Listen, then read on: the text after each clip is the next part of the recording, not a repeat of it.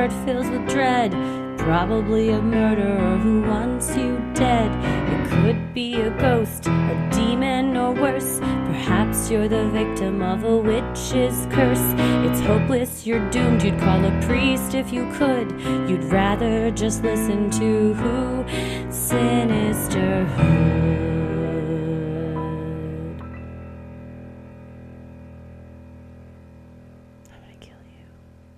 Well, hello and welcome to Freaky Friday, where we tell your odd but true stories. Today is Friday, June 16th, 2023. How are you this Friday, Christy? You know what? I'm going to say that it was a great Friday. It's You're preparing. I liked, my new thing is I say it as if it's already happened. I'll say, man, and it's worked. Because we're recording this on Thursday. What a great Friday I had. Everything went right. Everybody got along. There was no arguing. It was a great Friday. Saw you, hung out, had a lot of fun. What a great Friday that was. And now it's already happened. So I got to do it like that, right? You have declared it and it shall happen. Mm-hmm. You did that one time. We were going to get our nails done together. It's like treat yourself day. And you're like, this went well. Everything's perfect. And we loved it. And we came out. That's exactly what happened. We went and bought your patio furniture. You're like, I will find patio furniture. And then we did. And it's perfect. So sometimes you just got to say, this is what's happening and shut it down. Declare it. So everybody listening right now, whatever day it is, declare that today shall be a good day. And it's been a good couple of weeks for us. We just finished our tour. Oh, yes. We got back from this current California leg of our tour from San Francisco and LA. So thank you to everyone who came out and said hello.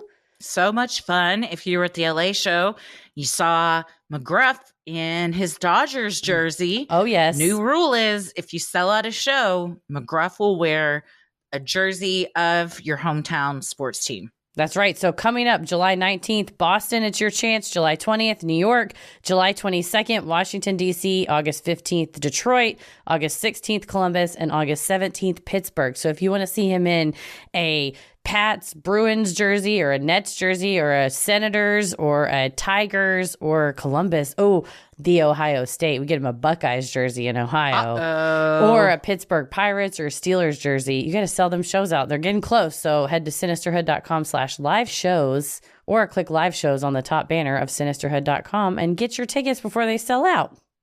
It's been so much fun. Genuinely a blast. So I hope everybody can come out and have a blast with us.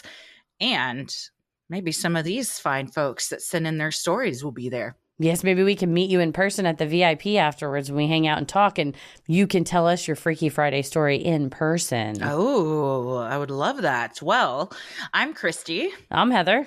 And let's get freaky. This first one is from Kinsey. And we're coming in hot with my child shares DNA with a serial killer. Listen up, tens. A 5 is speaking. So I have a 6-year-old daughter, and I know every parent, aunt, uncle, whatever that's listening understands when I say 6-year-olds are fucking insane. I always joke around when she's having a tantrum that she's a psycho, but considering she actually has serial killer DNA in her little body, I should probably stop saying that. I don't believe you've covered him, but my daughter's great uncle is Paul Ezra Rhodes. I've gone down many rabbit holes about him, so all the podcasts and documentaries have blurred together. Paul was an absolute piece of shit from Idaho Falls, Idaho, who murdered innocent people in the Idaho and Utah area in the 80s. He was convicted in 3 separate kidnappings and murders, although it's believed he had 6 victims. Idaho Falls is located smack dab in the middle of where the abducted in plain sight victim, Jan Broberg, lived in Pocatello, and where Lori Vallow and Chad Daybell lived in Rexburg. I tried thinking of an insult to call Lori and Chad, but they don't even deserve that energy from me. Anyway, back to this mouth breather, Paul. On February 28, 1987, Paul abducted and murdered Stacy Baldwin from her job in Blackfoot, Idaho, about 30 minutes from Idaho Falls. March 17, 1987, he murdered Nolan Haddon while he was working at a gas station in Idaho Falls. Nolan was found in the walk-in cooler. March 19, 1987, Susan Mickelbacher was abducted, raped, and murdered. She was a special education teacher who was abducted in the parking lot. His other victims were Christine Gallegos, who was only 16, Carla Maxwell, and Lisa Strong. I believe these 3 were in Utah, and it's important to remember their names as well. Douche Canoe Paul was never convicted for these murders. I found out my ex was related to this piece of shit kind of on accident. My ex's last name is Meyer, and one of our first conversations went something like this. Tim, I have a brother named Michael. Me. Ah, so your brother's Michael Myers? Him. His last name is actually different. It's Rhodes. Me. Oh, like Paul Ezra Rhodes, the serial killer being executed this month? Sure as shit, he said yes. That was his uncle. I should have taken this as a red flag, but you live and you learn. This was in 2011, and I still think about how dumb I felt trying to make that joke. In 2017, we had our daughter, and every time I remember she's technically related to a murderer, I become more and more grateful that podcasts like yours have taught me the early signs of psychopathic potential. Kind of a joke, kind of not. This part isn't necessarily part of the story, but it's a huge thank you.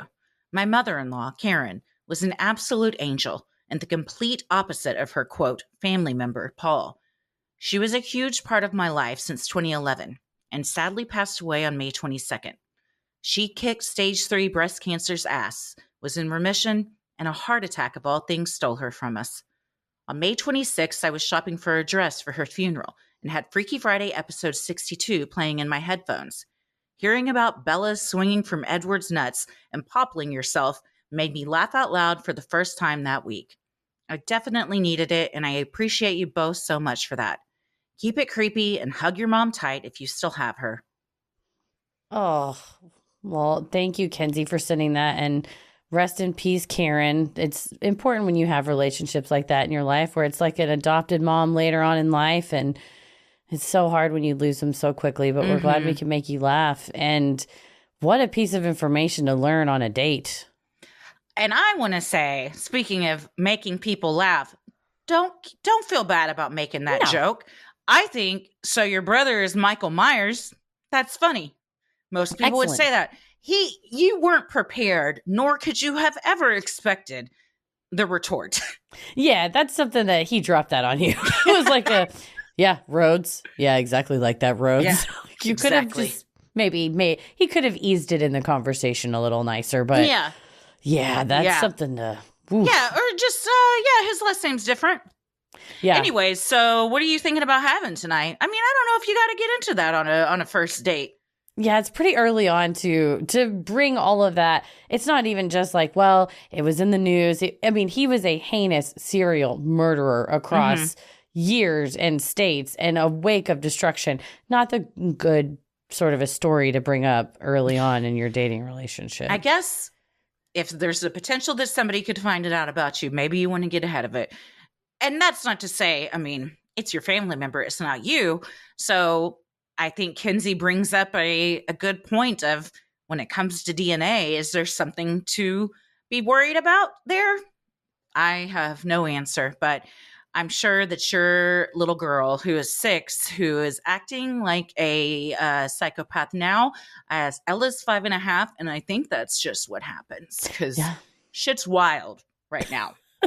I'm not a parent, but I'm a fun aunt. And so that means I get to go and play imagination with kids. Like I'm very much like no adults allowed except Aunt Heather. She can come. And I'm like, yes, I'm still the cool one. You're and cool. The things kids come up with, you're like, what? And okay, sure. That's wild. Like off the wall. Well, also the tantrums are next level. So I hope that you get through this phase and everything's Gucci after that. Right. She'll be think 7. About Paul Ezra Rhodes ever again. Exactly. She'll be 7 then. And that is definitely a benefit of the fun aunt is the tantrums. I'm like, oh no, Mom, I'm going to go. Y'all need to handle this. Love you. And you get to go out on top while we have to swoop in and clean up the mess. Exactly. The perks of being the fun aunt. Everybody's favorite. I am. That's the only thing I want to be. Well, thank you, Kenzie, for sending that in. Yes, thank you so much. Sinisterhood will be right back. Your pet's a member of the family, so don't feed them like they're in the doghouse. Give them Nom Nom. Nom Nom delivers fresh dog food with every portion personalized to your dog's needs, so you can bring out their best. Nom Noms are made with real whole food you can see and recognize without any additives or fillers. That's because Nom Nom uses the latest science and insights to make real, good food for dogs. Their nutrient-packed recipes are crafted by board-certified veterinary nutritionists, made fresh and shipped free to your door. Nom Nom's already delivered over 40 million meals to good dogs like yours, inspiring millions of clean bowls and tail wags. And I loved on the side of the Nom Nom, it said that you could use them for a snack. You can give out some Nom Noms as a treat, a snack, a little side thing, which... in my house, if there's any rustling of a bag, like the Nom Nom bag, the dogs are batshit. Come a running. The sound of the rustle. So you can't just wait till eating time. It's treat time. It's also fun to say, you want your Nom Noms? Nom Nom Nom Nom Nom. You want some little Nom Noms? Come get your little Nom Noms. Like, give me another Nom Nom. I want a Nom Nom. Well, plus, Nom Nom comes with a money-back guarantee. If your dog's tail isn't wagging within 30 days, Nom Nom will refund your first order. No fillers, no nonsense, just Nom Nom. Go right now for 50% off your no-risk 2-week trial at trynom.com/creepy. Spelled try, NOM.com/creepy for 50% off.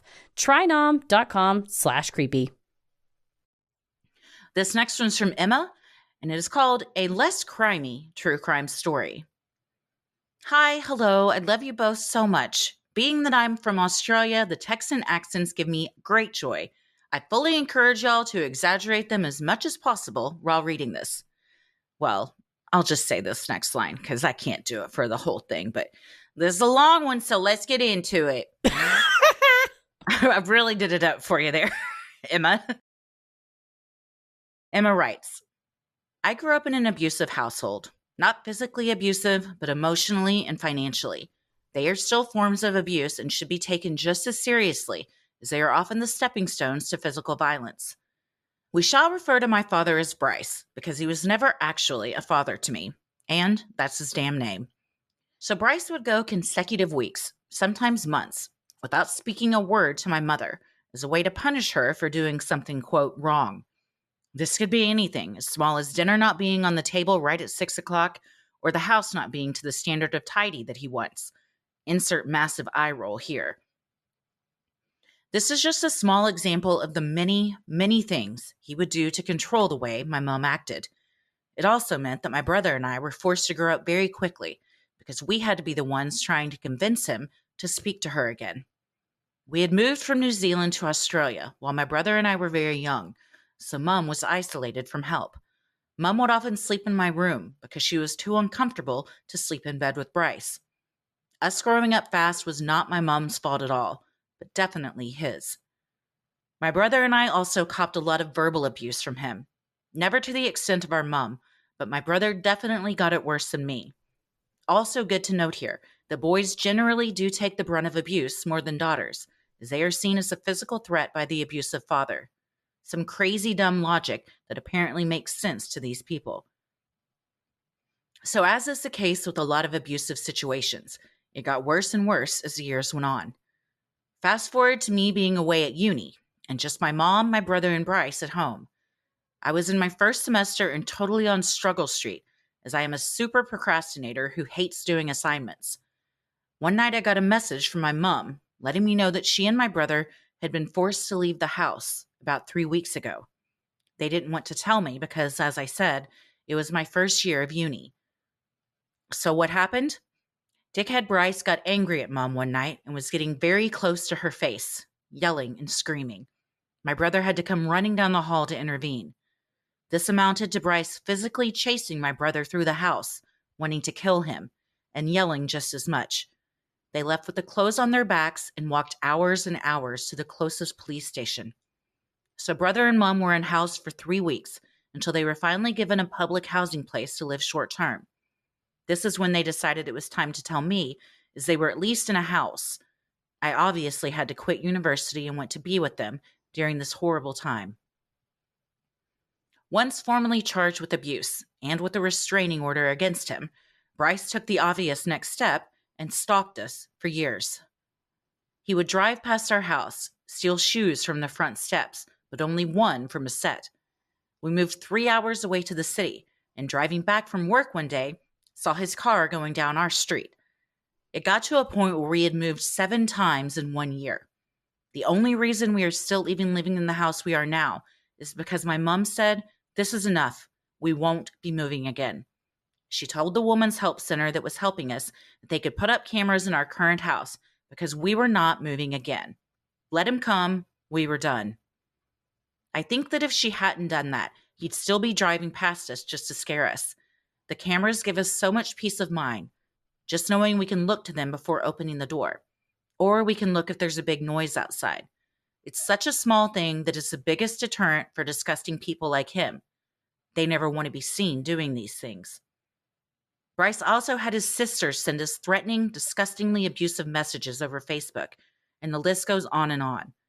The only time he ever contacted me after the inciting incident was on my 20th birthday, but not to say happy birthday. No, this was to ask if I still had money from when I borrowed some from his rich arse parents years ago, my grandparents, because of course that's the kind of nonsense rich people care about. The whole thing amounts to years and years of going to and from court for abuse charges and just trying to get him gone from our lives. My mom basically became a lawyer, as the public defenders were always so backed up with their huge workload. Obviously, it was going to end like this from the start. He was an abusive man who had been escalating since his early 20s. But would you like to know the thing that had him getting worse a lot quicker? Like a lot of abusive pieces of shit, he was dating a young 20-something on the side. The real kicker to this is we knew her. More than knew, really. She was a close family friend. We were friends with her whole family, and she grew up alongside me and my brother. That's right, folks. He was dating someone his daughter's age. I throw up in my mouth every time I think about it.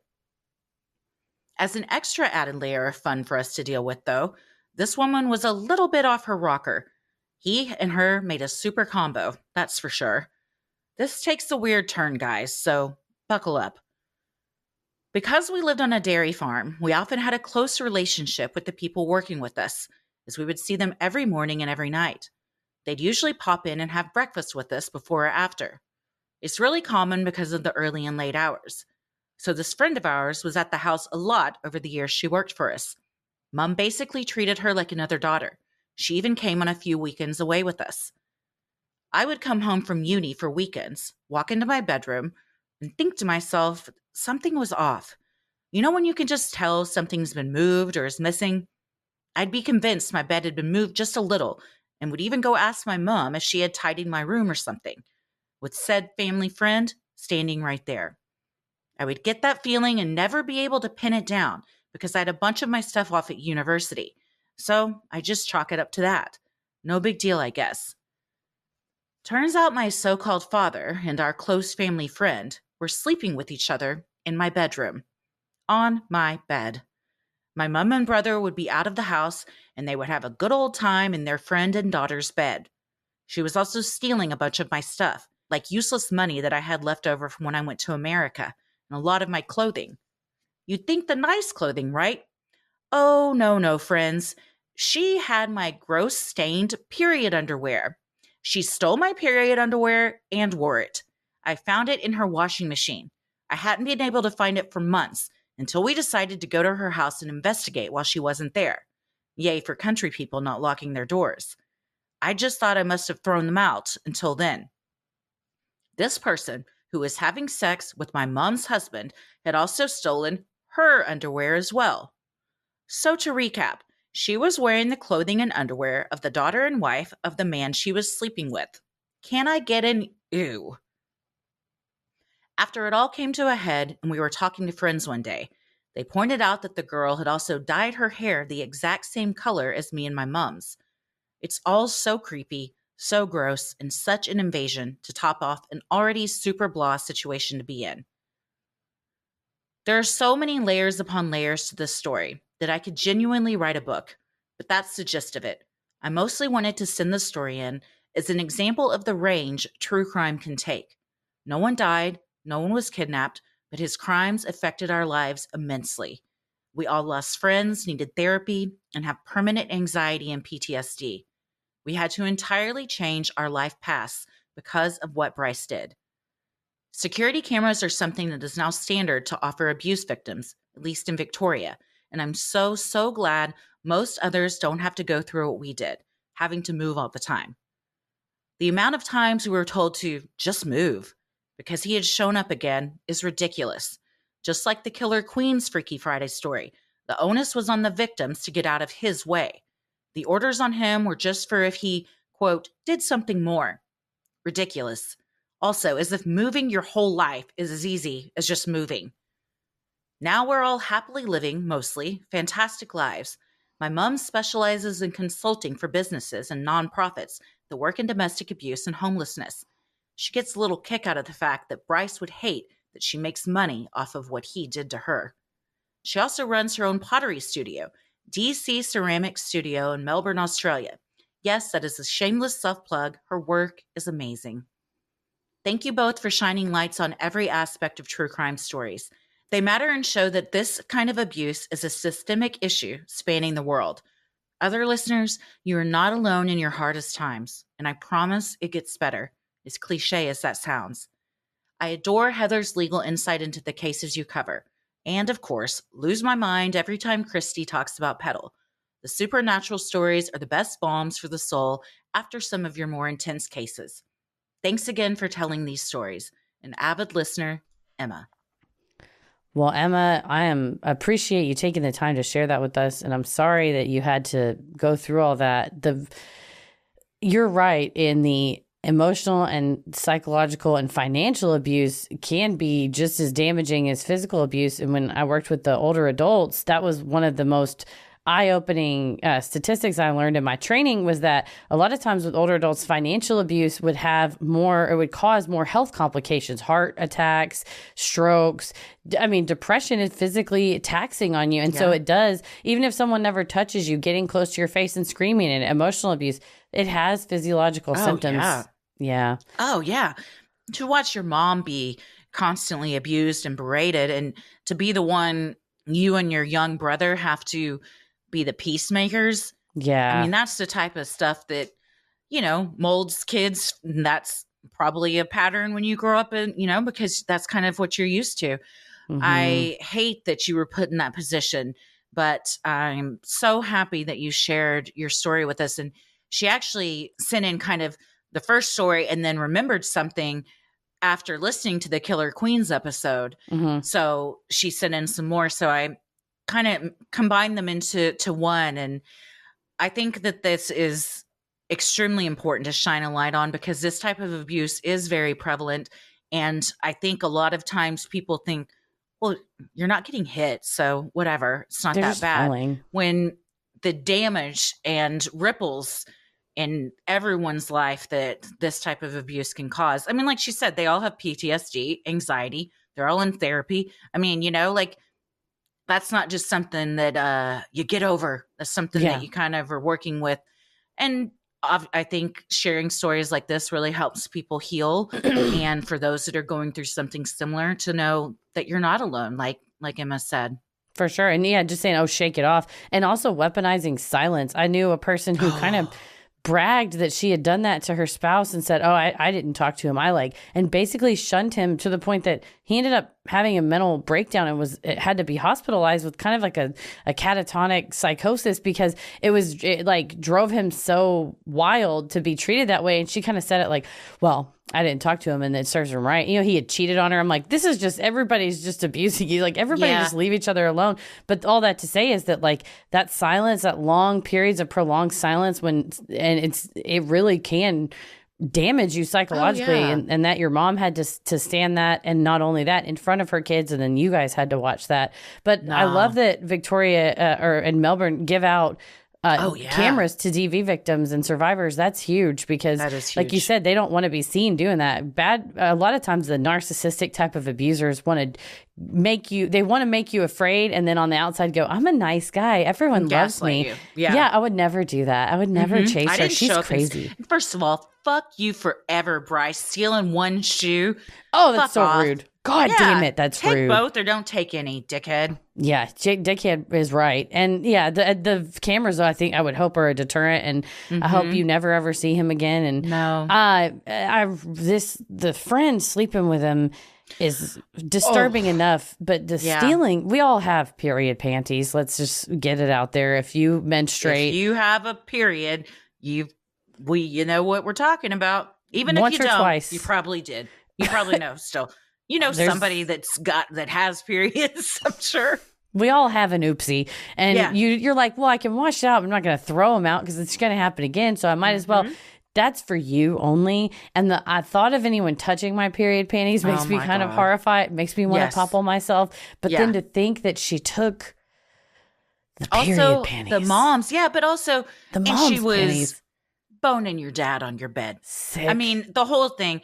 The only, and I have nothing but something to try and make it make sense in my own brain. Perhaps he was abusing her as well, or grooming. I mean, he clearly has patterns of abuse. Yeah. But either way, that doesn't make it any less disturbing or gross or just awful all around. Yeah, or especially looking everyone in the face in that family and knowing that she's sleeping with them behind the back. But yeah, you're right. I don't imagine someone's horribly abusive to a spouse and children and then a really good boyfriend on the side. I think they're just shitty all over. So in their whole life. Well, Emma, we're really sorry to hear about that, but we're very appreciative that you shared your story because much like with Trella and Killer Queen sharing her story, it can maybe inspire somebody else to share theirs. For sure.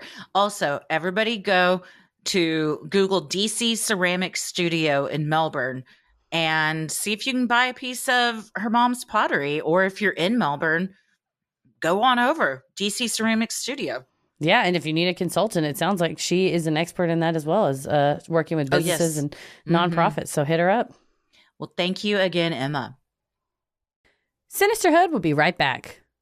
It's late. You're trying to find a cause for your symptoms. You got a rumbling in your tumbling or a weird rash somewhere. And you're like, what's going on? What's wrong with me? So you ask the internet. You stumble down some TikTok rabbit hole full of questionable advice from some so-called expert being like, probably gonna die. And then you just spend the rest of your night and subsequent nights just obsessing over your own mortality and what you've learned when, spoiler alert, they were probably wrong. There are much better ways to get the answers we all want and the care we deserve from trusted professionals. ZocDoc helps you find expert doctors and medical professionals that specialize in the care you need and deliver the type of experience you want.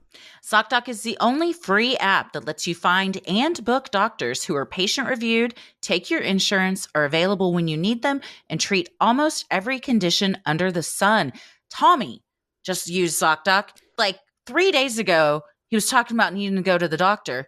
And then yesterday he said, I have a doctor's appointment in the morning. I said, that was fast. He goes, ZocDoc. Hey. I was like, well, one, thank you so much for using it. But also, I was shocked at the turnaround results because it can take months to get into a doctor. That's the magic of ZocDoc. I'm about to go see a doctor now, a specialist that I haven't seen in about 3 years. And before I went and redid my appointment, I looked him up on ZocDoc to make sure they had good reviews. Because I was like, what if they've gone completely downhill in the last 3 years? I can't be out. I don't want to wait all this time to go see somebody that's going to be terrible. But because of verified reviews, I know they're still legit. So I have an appointment. Perfect. No more doctor roulette or scouring the internet for questionable reviews. With ZocDoc, you have a trusted guide to connect with your favorite doctors you haven't met yet, or like me, one that you've met and neglected for several years. You're going to get to re-meet them. I do. Millions of people use ZocDoc's free app to find and book a doctor in their neighborhood who is patient-reviewed and fits their needs and scheduled just right. Go to ZocDoc.com/creepy and download the ZocDoc app for free. Then find and book a top-rated doctor today. Many are available within 24 hours. That's ZocDoc.com/creepy. ZocDoc.com/creepy. This next one's from Jackie F., and it's called Welp. That was close. Hey, ladies. First off, I want to say thank you for what you've done for me. I joined the Patreon group a while ago, and I forgot you sent a sticker to the members. Well, that sticker turned things around for me. October 2022, I found out I had to have brain surgery, and the sticker came the same day in the mail. I got to open that up unexpectedly, and it gave me a bit of a smile. Fast forward 8 months, and I had that surgery. Your pod was what got me through laying in the ICU, so thank you for all that you do. I've heard some possible sex traffic stories on a few past Freaky Friday episodes, and it made me think of the time that was truly too close to happening to me, and did happen to someone I knew. 4 years after high school, I went into politics. I had to move to a new area and didn't have a good way of making friends. A girl from my hometown, let's call her Meg, happened to live not far from me with her boyfriend. I was super excited to make a friend. I was always wild in high school, but this girl seemed to take it to a new level even then. But I didn't want to judge her on her past mistakes, and I was new to town and really wanted to make friends. Meg asked me to come over to a barbecue one night. I also had 2 friends visiting me that weekend from out of town. I decided to head over to the party and hopefully meet some new people. To be honest, I grew up next to a big city, and not much scares/surprises me at this point. I've seen it all. So my 2 friends, my one friend's dog, remember the dog, she's important, and I head over to this barbecue with few worries. The dog was about 8 months and had little training. When we get to the neighborhood, it's clear we're not on a great side of town. We finally park on a sketchy street. My 2 friends, my friend's dog, and I were nervous. I didn't want to be judgmental, so I put on a strong face walking through the neighborhood and called Meg, thinking this must be some mellow hangout once we get to the house. I hadn't seen Meg in about 3 years, forever in your early 20s, and I thought she was doing well. Well, Meg meets us outside on the street, and she's so intoxicated she can barely speak. She's slurring so bad we can't understand her, mumbling her words, and is basically incoherent. This should have been the first sign to run. But again, I didn't want to be judgmental, so we went with it. Her boyfriend came out soon after. He ushered us into the backyard with Meg, which was completely fenced in. There were also some people in the backyard who seemed to be watching us in a weird way.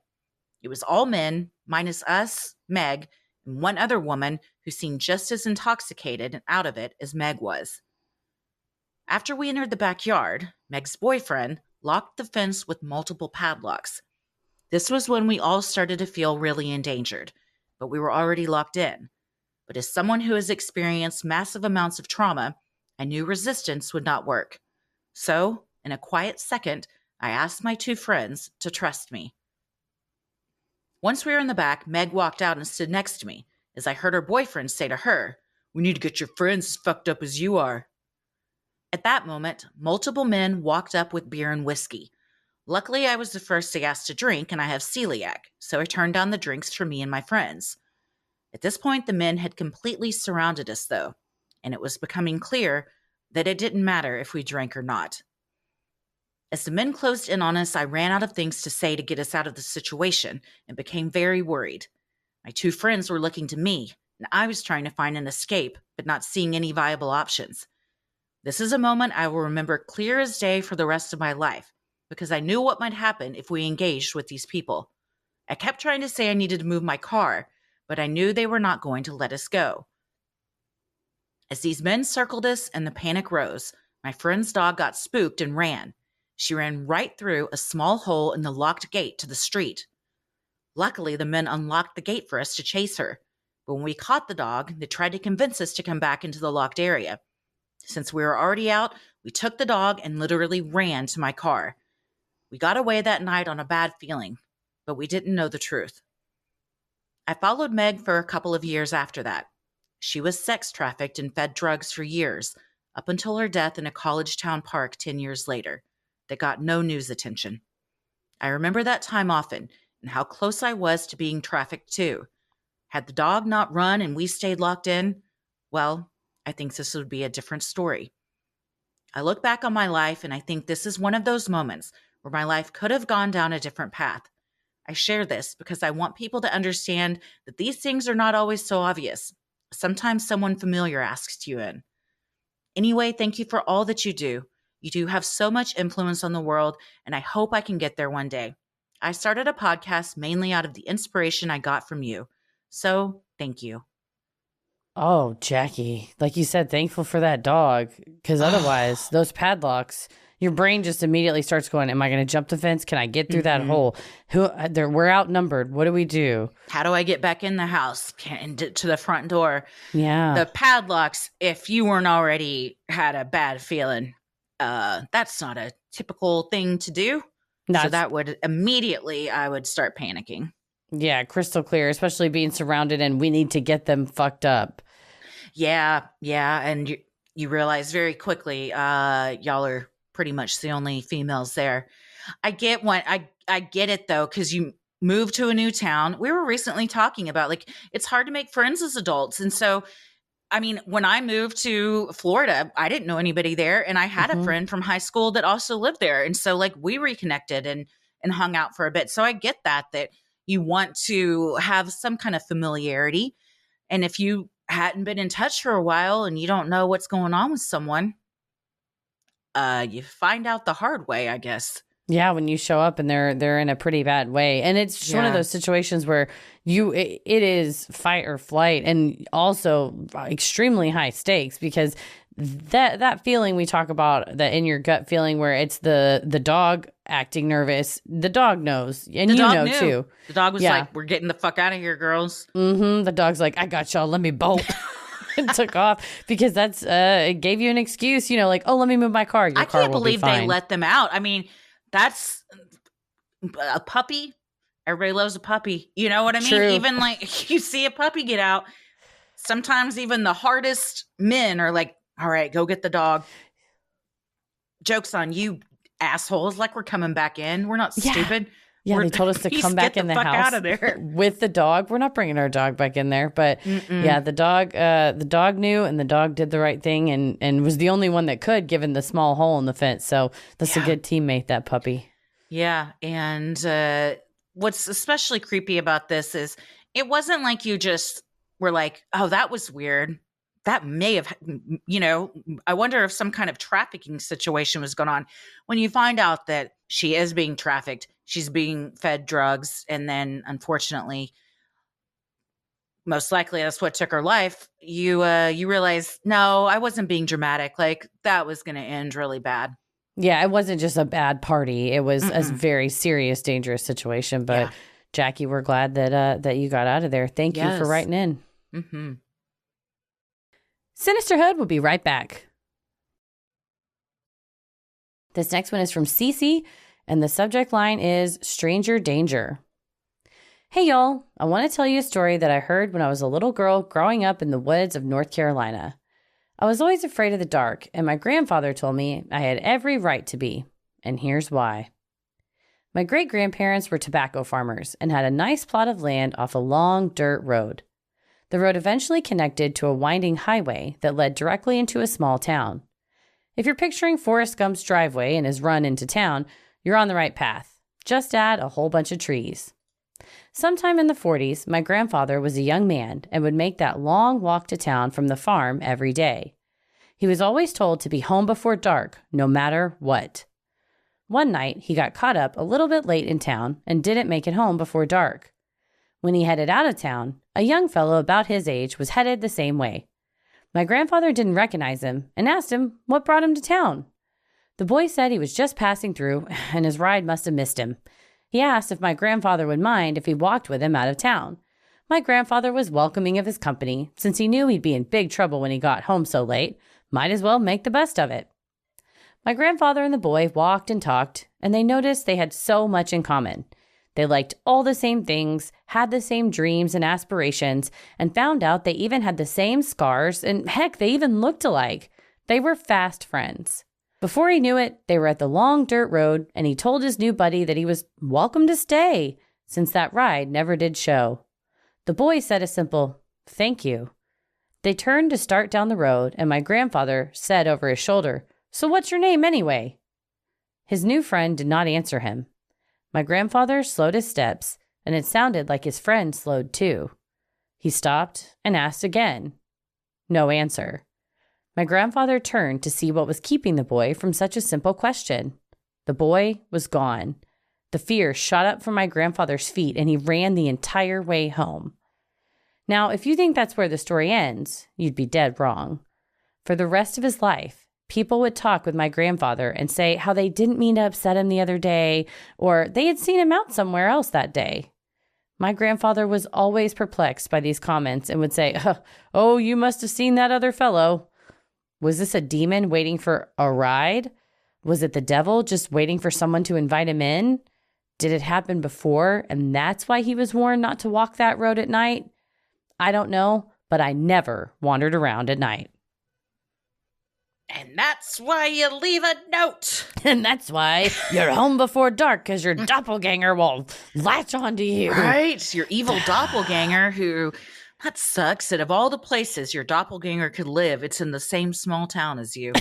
Came to the freaking same town as you, going to all the same places. But it is creepy to be told. And I think this is why we're breaking these generational communication barriers, where if great-grandparents, great-great-grandma want to go, little Billy, you need to be home before dark, or the devil will make a double of you, and the double will try to fight, and then we won't know which is which. Just tell them the truth. Oh, Just tell your kids the truth. What's the truth?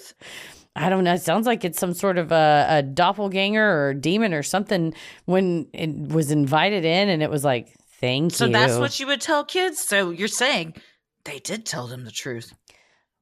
They told, yeah. Well, Cece got told the truth. I'm saying Grandpa should have been warned in advance. Oh, yeah, Grandpa should have never told. He's but just being told, don't worry about it. Don't worry about it. Just come home. But why? Yeah. See, that's the thing. Everyone's like, we can't tell them because it'll scare them too much. You're goddamn right it will, and then they won't go out and do it. You need to equip them. They need to be equipped on how to respond if a demon doppelganger starts talking to them in the street. Otherwise, they're going to be like, you want to see my scar? And the demon's like, I have the same scar. I also have a scar in the same spot. A mirror reflection. Oh, that's so eerie, though. It kept you safe is what it sounds like. Exactly. So thank you, Cece. Thanks. Yeah, I kept Cece safe. This next one is from Summer, and the subject line is printer access in the afterlife. To start off, I want to tell you ladies how thankful I am to have found your podcast. You've kept me company and laughing through 2 of my husband's deployments and a cross-country move. I appreciate the work you both put in to keep us entertained. With Father's Day around the corner, this story has been on my mind to send in. My papa was the kindest person I've ever met. He was an amazing gardener, painter, and animal lover. I never heard him speak a bad word about anyone, and he never hesitated to show emotion or tell people what they meant to him. I relished in being his only grandchild. More than a grandfather, he was my rock, my hero, and my North Star. He left this world for the next on December 12th, 2022, and I will never be the same. I was fortunate enough to be given the opportunity to deliver his eulogy. I spent days through grief poring over the words I would say about the greatest man I ever knew.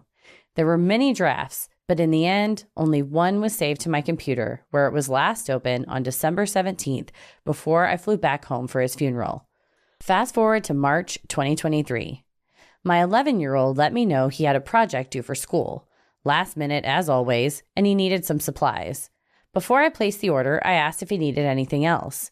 He replied, "Nope, anything else I need, I can just print." As I was heading out the door around 4 p.m., our printer randomly printed something.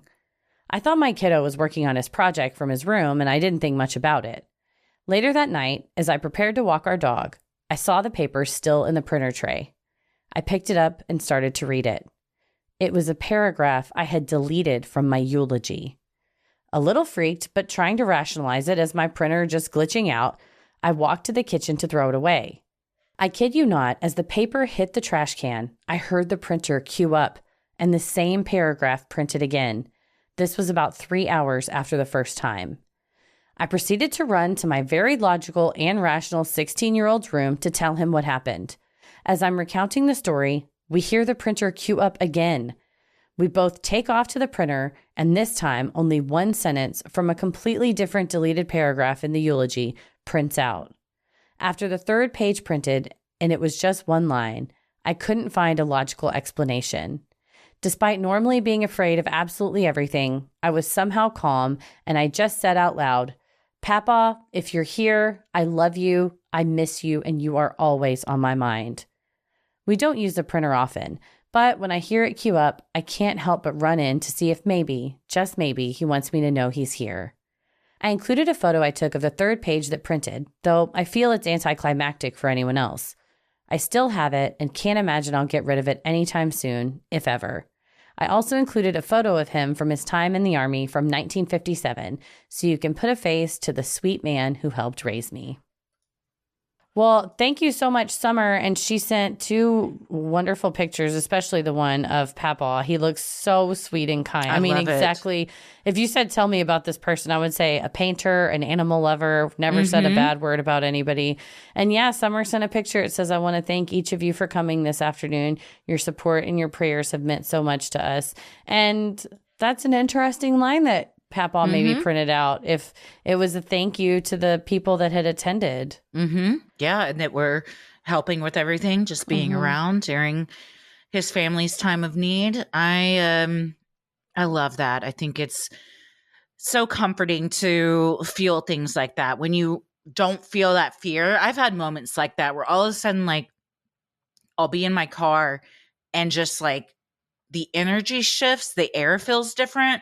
And I get this like weird calm feeling. And like, I don't even know how to explain it, but I'll just be like, oh, it feels like someone is here now. Like there's something, like there's, you know what I mean? Like I feel like an energy or around me that wasn't there before. And Definitely. I have also said out loud, like whoever I think it might be, like, hi, you know? Right? Like if you're doing something that a deceased family member might have done, you know, looking at a sunset, and you and your grandma always looked at sunsets together, that calming feeling of someone's presence. Yeah, for sure. I'm seeing that it was a deleted line too, that it wasn't just a glitch of, oh, it's printing the actual version that's saved on the hard drive. It's printing words that were in there that she wasn't even at home, you know, when she left to go to the funeral. I think that's a message. And I think a lot of times it's electricity. And so maybe it just manifests in the printer access. I like that, though, because that would mean we could get messages from the afterlife. That's a great thing to haunt, is a printer. Everybody get a printer, get a fax machine, I mean, they can probably text and stuff, right? Yeah. You get them a text, get them FaceTime would be ideal in the afterlife. Oh, yeah, that'd be cool. You'd be like, are you there? I can't tell. I have I'm seeing nothing, but I hear you. But I hear you. But yeah, well, thank you so much for sending that in, because I love to know people's departed loved ones too. You know, just even a slice of them that we get to hear about today, that he meant so much to you and now he means so much to all of us. So thanks for sharing Papa with all of us. Sinisterhood will be right back. Well, this last one is from Fiona, and the subject line is the true story that gave my 8th grade English teacher nightmares. Hey ladies, my name is Fiona and I'm 14. So I guess now you know that your podcast is reaching high schoolers too. Me and my mom recently started listening to you guys a couple months ago because of my love for horror. I really enjoy Freaky Fridays and thought I would share the essay I wrote in 8th grade of my experiences with sleeping that gave my teacher nightmares. Anyway, let's get into it. I've always been sleep deprived. It's always been hard for me to actually fall asleep. I've always been just too scared. Growing up, I've always had what my parents called night terrors. I was never sure what they really were, but for all I knew, everyone had them. Or so I thought. I'm sure most of you have had a monster. At least that's what I call them. You know, the terrifying creature that always used to scare you when you were little. A lot of people can relate to this, except for the fact that when I say I have had one, I've had 15, and one is still here. I can never remember when they came. 11 was always difficult. The others were nice, one of which scared 11 off. They all left around 4th grade. During 5th grade, an old man arrived. The old man is just an old man, sitting in a rocking chair, rocking back and forth, all the time, staring, just staring. Never speaking, just staring. The creaking is unbearable. It takes a while to fall asleep with all that creaking. The worst part is that I don't even have a rocking chair in my room. Enough about him, though. Remember the 3 I mentioned earlier? Well, one of them was a little girl. Her name was Gray because of her gray skin. She never would tell me her real name or show the face under those long bangs of hers. And she always carried a pink stuffed rabbit. We would always talk. It calmed me down for a little bit. Talking with her was nice. She always knew things I never told her and never talked about herself, which was a little odd. Every night we would just talk and talk and talk. It was very strange. I wish I knew why I trusted her so much, why I ever made conversation, or why I still miss her to this day. I guess it's because she actually listened to me. Unlike others. She's now gone, though, like the others, besides the old man, of course. It was like they disappeared, not a trace left, like they evaporated into thin air, like water on the ground. And so she was just gone. And she was for years until one day. Quite recently, actually, I think a couple months ago, I heard something. A voice in my head, just like Gray, just like how she used to speak to me. Fiona, Fiona, we're back. I'm back. I can hardly wait to see you again, Fiona. Can you wait to see me? I brushed it off at the time, thinking it was just me missing her for some reason again. Later that night, I went to sleep, after a while of tossing and turning. I have no memory of what happened next, but apparently I was sitting in the middle of the hallway, in the dark, as still as a statue, and I scared the crap out of my mom. I have no idea what happened that night, but from what my mom told me, she called my name a few times, and I never responded until I woke up. That part I remember. I was clueless as to how I got there, and my parents were worried. They questioned me for a bit, and then went back to bed, thinking I had just been sleepwalking. But even later in the night, in the darkness of the bathroom, I saw a silhouette and shadow in the darkened room. The door was open when I always close it before bed, so the fact that it was open was rather strange. But what really got to me was the girl in the doorway, holding a pink stuffed rabbit. Fiona. God, I'd have nightmares too. First of all, I love that we've made it to 14-year-olds. Score. I'm telling you, when my nieces are Heather, like, we're cool. Adults are nerds except Aunt Heather. And it's like, I'm like, I have a podcast. Is that cool? And it's like, well, I'm 14 and I think it's cool. I'm like, yes, I made it with the, hello, fellow children. I'm cool too. Fellow youths. Yeah. Well, thank you so much for sharing this with us. And thanks for letting us know that we're cool with the young folks. Yes. Also very well written. If you're already writing so well at 14, keep it up. And I love that you're into horror and spooky things. I feel like it will be a personal parent accomplishment of mine if Ella comes home and is like, I wrote something so scary that it gave my teacher nightmares. I'm like, bravo. It's definitely a score. And I'll tell you, Fiona, my 7th, 8th grade teacher, I had the same teacher both years for English, still a friend of mine, is a listener to the show. Hi, love you, Kay. And we still have like breakfast, lunch together once a month and meet up. And she still remembers a really disturbing story that I wrote in 7th grade and was like, I actually might have a copy of it. But I was like, you remember that? She's she was like, find it. She was like, some stories you never forget. So I imagine your 8th grade teacher's like, in 20 years. What if Fiona, if your teacher listens, I want her point of view. Yeah, like, tell your teacher to write in. Had a glass of Chardonnay, reading some stories on a quiet Saturday night, and then bam, Fiona's story. Fucking got me. Haven't slept since. Yeah, if you see a pink rabbit, all of a sudden you're going to be like, it's happening. Why are rabbits? I think we've talked about this before. Rabbits can be very cute. Mm-hmm. But they also can be very evil. It's Bunnicula. It did it.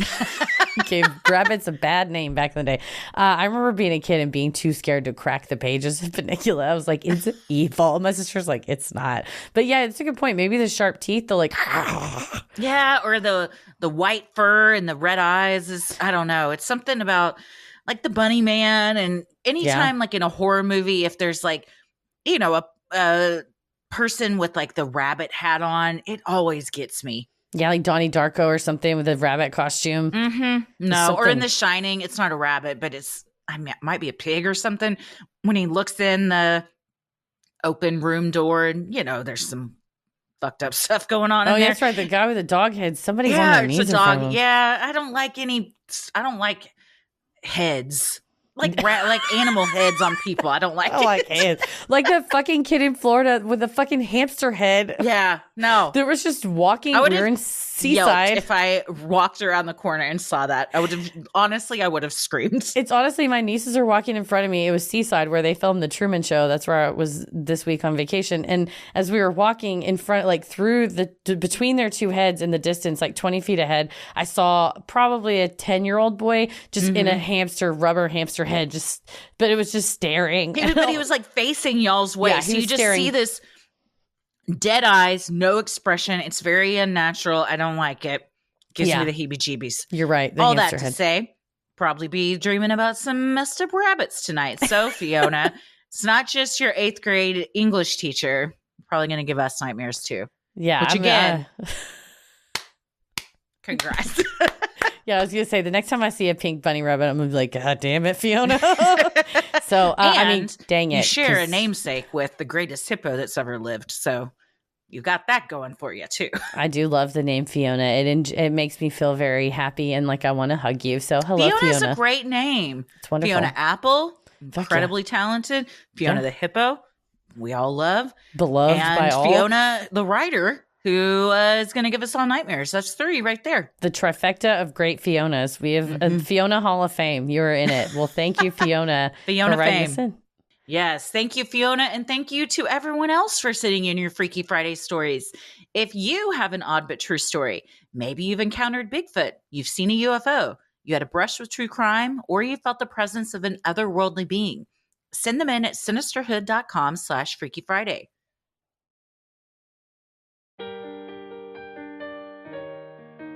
If you like our free episodes, you'll love our Patreon bonus content. You can join for free to see what we're up to next, or dive into over 500 hours of bonus content, like our recent true crime headlines on the Idaho murder updates. We also just had our recent mini-sode on the murder of Eric Richins, which is in the news right now. His wife, Corey, has been charged with his murder, who wrote a book about how to grieve, and a children's book, in fact, because he left behind 3 young boys that they shared together. If you want to get some awesome Sinisterhood merch, you can go to sinisterhood.com and click shop on the top banner. We've got t-shirts, mugs, totes, and even clothes for your kiddos. It is all kinds of designs, including our logo shirt. So catch that, sinisterhood.com. Click on merch. You can also review the show, follow us on socials, check out the episode description for more fun like topic-based playlists, and get links to live show tickets at sinisterhood.com. You can follow us on Instagram and Twitter at Sinisterhood Pod. Like us on Facebook at Sinisterhood. You can head to our YouTube to watch this week's episode about McGruff the crime dog. There's a video element. And oh, man. the part with the intro where we're talking, because we shot the video part in March, but then we added an intro, and I told Paris, well, we need something. And so I had to make McGruff like the DVD logo on The Office where it bounces around. And I was like, can you make it bounce into a corner at one point? And he was like, I got you. So there's a bouncing McGruff that counts down to when the video starts. So go to our YouTube to check that out. We're also on TikTok and we're on Cameo. If you want us to do a customized video shout out, head on there and let us know what you want us to say. And you get a personalized hello, happy birthday, happy anniversary from Pep talk, whatever. Could be for yourself. We're about to jump off and record quite a few, and several of them are pep talks. So yeah, you don't have to wait for somebody else to do something nice for yourself. Treat yourself, and if that's what you need, we got you. Yeah, do it. And Christy, where are you at on the internet? I'm on Instagram. I don't know if you've heard of it. It's at Christy M. Wallace, and Twitter and TikTok at Christy or GTFO. Speaking of our TikTok, I showed Ella the parrot on a truck, and we have now watched it. Our views are going to be up because she just wants to watch it on repeat. But she's like, is this real? And I was like, oh yeah, it was very real. Oh, it's so very real. Yeah, go to our TikTok or our Instagram or whatever. Watch when we saw the parrot on the truck, because we talked about it on Freaky Friday. We brought receipts. There's video evidence. Oh, and it's so good. People are like, this is better than I even thought. And honestly, it is. We undersold it. We did. And if you want to find me on the internet, I'm on Twitter at MCK versus the world, and on TikTok and Instagram. I have heard of it. It's new, so I didn't know if you had. I thought you were just putting Instagram on blast. I was like, today's the day she's coming for Zuck. Today's the day. Well, as always, the devil rules the airwaves. Keep it creepy.